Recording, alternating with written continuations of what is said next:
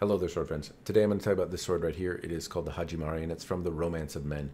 As is tradition with me, a couple quick disclaimers at the front. One, this is a review sample. I got it for free. If you think that makes me biased, you know at the start. Two, I do study Japanese swordsmanship, but I'm certainly a beginner in that realm. Don't take my musings and ramblings as any kind of authority figure. I study, I try, and hopefully that's reflected in the video, but I'm not an expert. And the last bit I should note is that it was quite cold when I'm testing this, and I'm using testing also very loosely. I don't have any scientific methodology. I go in my backyard and I smash things with the sword and then evaluate the results somewhat subjectively. But I'm testing it when it's cold, if I can use that word. And that's not doing any favors for the sword. Swords tend to be more brittle when I test, and it's winter time outside, so do bear that in mind as well if you are not in a very cold area and don't know what that might do to steels and such. Anyway, other bit to note about the sword, as far as I can tell, it's a $142 sword on Romance of Men, and so if you're interested, that's the ballpark, and that's the ballpark I'm going to use as I evaluate if the sword is worth it or not. I don't know if that figure includes shipping or not. I'm going to speculate that it does not, because I looked on the site and I didn't see anywhere where it said free shipping, but I've been known to be blind and unobservant before, at least when it comes to websites. Hopefully not as it comes to swords. Anyway, on with the review. So I'll also note by saying this sword gave me some of the best and worst results that I've had. Well, not some of the best, but some very good results and also some very, very bad results. And really that starts at the kashra here. Now, the sword is in a state of diminished, but you might notice that it is still in one piece. And we'll talk about how it remained that way despite my best efforts. But we're going to start with the handle end right here. So kashra, nearest I can tell, the fuchi kashra are cast pieces. They don't appear to be particularly well cast.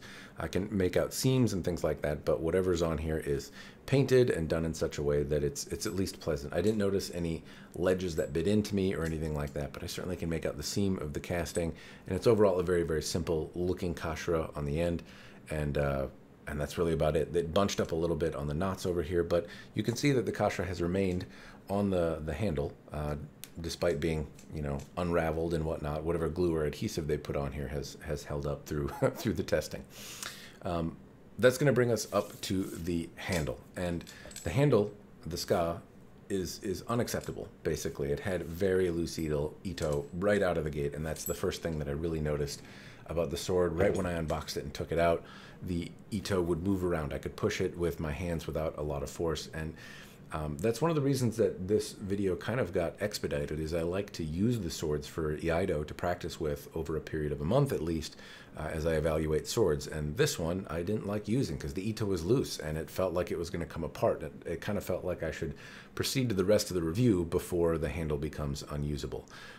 Now that I see the kashra has stayed on, and it gives me the impression that the ito probably wouldn't have completely come off, but I don't know. It was either way loose, and that impacted my practice. I didn't like moving it around. It didn't feel terribly secure. I would grip it much harder. That caused more fatigue to happen in my hand because I'm constantly white knuckling the handle. And as I was using the handle as well in testing, I'll note that some other oddity kind of happened. And I don't know if it's related to the ito not being particularly tight or not, but the handle started to smash apart. And I noticed when I was hitting the croquet stick of doom, which I'll talk about later, that I was feeling a ton of vibration. It was very painful to hold the handle down towards the base because it was breaking through the handle. And I haven't had Nakago punch through a handle in a long time. I haven't had the tang kind of force its way out of the handle in a long time, and it would turn in my hand. It was tough to keep a hold of, and a big part of that had to do with the ito, and part of that also obviously had to do with overall construction materials used in here. But anyway, the loose ito was in my mind unacceptable, kind of a deal breaker right away, and I'll harp on that later at the end. But I've harped on it enough for the moment. So loose ito, it also feels pretty synthetic-y. I mean, it's okay though, for normally speaking, if this were $140 something katana, I wouldn't complain about the texture of the ito. A lot of them tend to feel somewhat synthetic. But in contrast, there are other swords in the $130, $140 price point that I've tested that have had cleaner diamonds, tighter ito, and that haven't just kind of started moving around and coming apart right at the get-go. I can feel that there's some sort of adhesive that they put on the side here to maybe keep it from moving around. That did not do its job. It has red samegawa panels. They're not samegawa. Nearest I can tell, these are kind of plasticky bits, and again in the $140 price point, whether it be pieces from Ronin Katana in the RK series or the Ryan sword that I tested at $130, or a number of others have had real samegawa in this area rather than kind of fake plastic panels. That said, I don't really mind it. It's not a bother. It's not for me. I don't particularly like the aesthetic. The bright red here looked a little gimmicky to me, but that's a subjective thing. Either way, it's not real samegawa, and I could kind of make out the panels. The whole lacquer, the whole ska wasn't lacquered red or covered in black, and so it made it very easy to see as the Ito was moving around kind of the seams of the panels. It makes me wonder, though, if you're going to use just a plastic panel, why not wrap the whole thing instead of doing a panel? It would add to the structural integrity, and if it's cheaper material anyway, why not just wrap the whole thing in plastic, and then maybe the Nakago wouldn't have busted through. As I talk about the Minuki, they would move around a little bit under pressure prior to the thing breaking as well. They weren't secured particularly well. They didn't come out easily or anything, but I could kind of move them around, and overall the handle, it was a comfortable enough shape, but it was squirrely in my hand and didn't feel particularly good. I also want to point out the Mikugi. There are 2 Mikugi pins in here, and one thing that happened towards the end of testing, also a very odd situation, has not happened to me. Both Mikugi pins broke, and you can see that in the handle here, the remnants of them are still here. The sword came out of the handle, both Mikugi pins broke, and that has not, again, that has not happened to me in the past. I have not had both pins break and lost the sword having it come out of the handle. Fortunately, everything was okay. I was safe and yada yada. But it was a weird thing to have the handle break and feel the vibration and feel it start cracking and coming through. And it was doubly weird that both Mikugi pins came out. If I move up to the Fuchi right here, matches the Kashra. Very simple kind of alloy type fitting. Had some adhesive on it, but it's held together, hasn't come apart, and was, you know, still on the handle. There's bits of what appear to be hot glue or something like that that came out when I took it apart. Anyway, that's the handle in its current condition. It, you can see, has bunched up, and this is the kind of thing that you can kind of expect to happen if the Ito is very loose. It bunches up and kind of finds itself squished together, but you can clearly see where I'm using it. My hand was mostly gripped in this spot here, and that's where the Ito has just retreated from. Anyway, if I move on, I'll talk briefly about what's underneath here. The tang is very simple. It's a little bit narrow. I don't like that the ha-machi and moon-machi don't match. The habaki, well, I'll talk about that in just a second. I'm going to talk about the tsuba. It's a crane theme. It has lots of little holes in it, but nothing bit into my hand overall. It was pretty comfortable. It's a traditional type of look and design, and you know, as simple as it is, it didn't bend. Nothing was problematic with it. If you like the theme, then it's fine, and it has, I don't know, a touch of class for something in this price point. Seppa and whatnot are not particularly remarkable. They look like relatively simple pieces. Brings us up to the habaki. Initially, this was tensioned actually pretty well in the saya. It held in reasonably well. It drew reasonably well. It had a good amount of tension from a practitioner standpoint, and it didn't fall out when I turned it upside down, and it wasn't too tight to push in all the way either. It held up though, and overall it started moving around and displacing itself when some of the harsher testing kind of came into play, and it would start to move around, and you can see that there's just, it narrows down in the tang quite a bit here, so this habaki, once it loosened up, kind of had quite a bit of play to it. I'll talk briefly about the saya here. It came with shiridome, little washers in the kirigata area right here. I take those out almost immediately when they don't stay fixed in place, otherwise they bounce around and scratch up the saya if you untie the presentation knot. The sageo is pretty simple. It's kind of like the Ito. It's not particularly fancy, but pretty much on par for what you expect to get in most swords of this price point, though it is certainly a cheaper sageo. The paint pattern is the satin. It has kind of a bark look or wooded look. It's bubbled in some spots and is overall pretty simple, but I like the overall design. Frankly, I think it's handsome for what it is in this ballpark. It doesn't have any dimension. It's basically a tube, as far as I can tell. These are, you know, they might be wood or horn. I can't tell, but I believe they are wood components. It doesn't have a particularly robust koiguchi or a horn piece. As far as I can tell, this is wood. But again, overall, it didn't rattle very much, and the tension was pretty good out of the box for Iaido and doing noto and using the saya and whatnot. It was overall a comfortable experience for that. I'm going to move onto the blade, the old pointy stabby part. And there's not a lot to talk about here because it's finished in like a satin through hardened kind of finish. It's supposed to be made, as I understand it, of through hardened 1060, and that doesn't leave a lot of character or artistical bits to talk about in the blade. So no hata, no folding lines, no hamon, nothing to talk about there. I will say that I scratched it a little bit, and it seems to be between 50 and 55 HRC, nearest I can tell. It does soften near the spine from how the files bite in, and it's a little harder on the edge, but it's not particularly hard. And that's, I suppose, normal for, or at least I don't know what's normal exactly, because I'm somewhat new to using those HRC files. But I scratch along it, and the 55 file somewhat bites in along the edge and easily bites in along the spine. The 50 doesn't bite in along the edge, and also seems to bite in along the spine. So despite not being differentially hardened, it does seem to have some differential stuff, at least if I'm using those files correctly, which I might not be. So take all that with a grain of salt. Other characteristics, it has a bohi, and this bohi is wide in some spots, narrow in others, and it really wanders. It's much thicker on this part here, and it's not even or particularly well done. It just kind of peters off towards the kasaki and doesn't terminate in either even spots or particularly cleanly. It's thick, and so from a practitioner standpoint, if you're swinging it around, it did make some audible noises, though not a lot, and I speculate that's because it doesn't have this kind of reinforced kasaki that adds the whistle tips, if you will. I'm not particularly a fan of the bohis that wander. I don't particularly like the transitions and how they end. It's not a whole lot of effort to, well, it doesn't seem to be a whole lot of effort to make them a little bit more even. Planes on the blade were reasonably flat. Even in the bohi, it was actually flatter than it typically is. Lines wander in other areas where they don't typically wander, but overall it was a little cleaner in the bohi.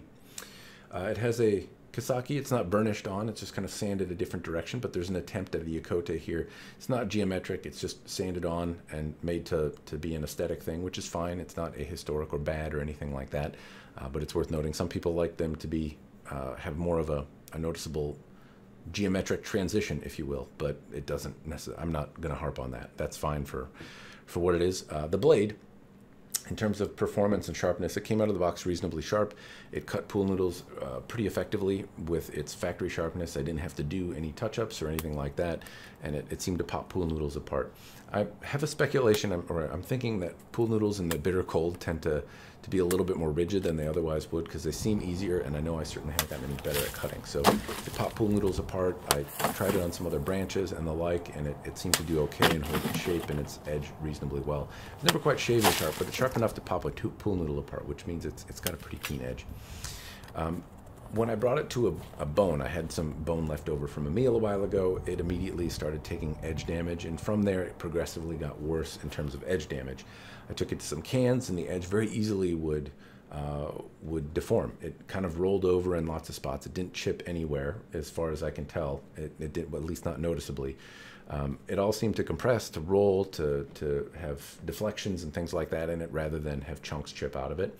I did try bending the sword. If I just bent it one direction, it sprang back to shape, but a really hard smack on the side of the stand would cause it to deform and take a permanent bend. Hard smack the other way would get it to come back. But in terms of good results, so I've talked about some bad, namely the handle. Good results, the sword is still intact, and I tried breaking it. I tried quite hard. Now I brought it out to the croquet stake of doom eventually, smacked it into the croquet stake. It started deforming the edge. I hit it several times in the croquet stake of doom, and I don't think I could get a whole lot of gusto on it because it would turn very easily in my hand. And if I held it with two hands, my second hand would hurt. That tang would smack me in the palms, and it was very uncomfortable. I felt the vibrations in my hand. So I'm not swinging with a ton of authority, if you will. I could certainly have more zazz on it. But no matter how hard I hit, the sword did not break. When I turned it around, smacked it on the spine, it didn't break. I had to readjust the croquet stake of doom. It started to take my stand apart. That didn't work. So several strikes in the croquet stake of doom, still no sign of breaking. And my typical sword that I use to do some edge-on-edge contact, making it this far is very good in terms of durability. I couldn't get it out. It's frozen into my planter boxes, my garden. So I brought out the chunks of Anathar, the shards of Anathar, if you will, and I started striking that, then striking the spine on the croquet stake of doom. Now, this is typically a recipe to break just about any sword, and it didn't break this one. So I had to go even further, and I brought the sword and my camera and all that over to my planter box where the 1075 through hardened blade to do some edge-on-edge contact was frozen into the ground, and I struck it on that, and it actually broke that piece. It broke by shaking it apart, and the tang erupted off the broken sword in the ground. I continued to strike, but nothing basically broke this sword, and so it didn't come apart. I couldn't get it to break. What happened was both Mikugi broke and the sword slid out of the handle, and I was left without a way to effectively hold the sword and test it. And knowing that I would have to swing really hard, that it wasn't just a couple light smacks on the croquet stake of doom, that I would have to be holding the bare tang and striking hard in my hand, is not a comfortable experience, so I stopped testing at that point. The sword survived. I was not successfully able to break it. I was only able to get it to a point where it was no longer comfortable, effective, or safe for me to test. It was no longer a weapon. The blade slid out of the handle and left me with no sword in the heat of battle. But I will say that the sword held up really, really well. Again, cold usually makes things more brittle. In this case, it didn't deform. It took lots of punishment. It took sword-on-sword contact. It took me striking both sides of the sword, deliberately trying to break it, and many swords have broken at this point. I suspect that that's because it's made of soft material. I don't know if I'm testing the HRC correctly, and I suspect that this may not be 1060. It might be 1045. I'm not exactly sure what it's made of, but the material does appear to be very soft. The edge seemed to deform relatively easily on cans and some of the other hard, but the bone and whatnot, it deflected and diminished the edge pretty quickly. And softer pieces tend to hold up better when I do aggressive testing on the croquet stake of doom, but the edge and material seems somewhat soft. It was springy enough to come back into place when I bent it, but overall, anyway, the sword held up well. It's reasonably forgiving, but it had some other issues. All right, sword friends, it is time for me to answer the question, do I personally think it's worth it or not? And the short answer here is no. And I just can't look past some of the failures of the handle. The blade is to be commended. It held up really, really well to a lot of the abusive tests that I did. If I talk about the good parts first, obviously you saw how far I could push the blade. It really held up. It's a bit soft though, and so I think that the softer metal is, or the softer tempering is lending itself to being more resilient to the types of abuses that I'm throwing out. But I speculate that the edge would probably diminish quicker than it would on other swords. It diminished on bone. It rolled easier on some of the kind of medium hard targets that I would throw at it. It diminished right away in the brass fitting. It basically would bend or deflect quite easily, and that suggests to me that it's on the softer side, and that's going to lend itself to being able to be bashed into a metal rod for a lot longer before it breaks. But regardless, if you're looking for something particularly durable and resilient, this held up really well. But this did not, and I can't look past the failure of the handle. One, the Ito was inexcusably loose out of the box and would be a deal breaker just by itself with how loose the Ito is. It's not an effective wrap, and it made me not want to train with it or hold it. It felt squirrely in my hand. If I was striking, it would kind of move, and I just had to white knuckle it all the time, and even then it still kind of rolled around in my hand at times. Two, to a lesser extent, the handle kind of bouncing around and breaking. Now, the Nakago could have been shimmed, and that might have held it in place a little bit better. If you get one, then you could maybe do that if you're feeling shock in your hand. That might keep the Nakago in place a little bit better, keep it from popping around and whacking in your hand. But at one point, holding it with two hands was painful because the shock in my second hand was too much, and I would strike with one hand and it would roll in my hand. So not effective, but obviously I had to abuse it quite a bit before it got there. But I can't look past, again, the two Mikugi pigs failing. The reason I'm not breaking the sword, the reason the testing stopped, is because I can't hang on to the thing anymore. Now, I speculate I could break it with enough strikes into the croquet stake of doom. Next plan would be to go back, strike the mune side, the back side, against the croquet stake of doom, and it likely would fail at least at some point. But I can't do that because the Mikugi pins failed. Now, if you got one, you could replace it with brass pins or something like that, and that would keep it stable. But as it is, both pieces failed, and it came out, it turned into a helicopter of death. I don't think that would happen under normal conditions, but obviously if you're doing a lot of abusive cuts, a lot of shock into the blade, then the Mikugi pigs are something to watch out for. Anyway, yeah, the handle failed too much for me to recommend it, even at $142, and even with the performance of the blade. And the blade, incidentally, again, I noted is on the softer side, so do bear in mind that sharpening is probably going to be something that'll go along with it, but it did hold up really, really well and held up to bending and the like really quite well. It was quite a resilient piece, and so tip of my hat, good performance in the blade, terrible for performance on the handle. Anyway, those are some things to note. As I noted, if this does interest you because of the performance blade-wise, then lacquer the handle. That might keep it steady. Replace the pegs with brass bits. That might help. And then if the Nakago is rattling around you, send shock in your hand, take the sword out and wrap the handle in paper, stuff it back in, or epoxy it together if you're not planning on taking it apart, and hopefully that would help with some of the shock. Anyway, That's all I've got. Hopefully the video has been interesting. Thanks to Romance of Men for sending me the review sample. It's been fun to test. And that's all I got. Cheers, and thanks for watching.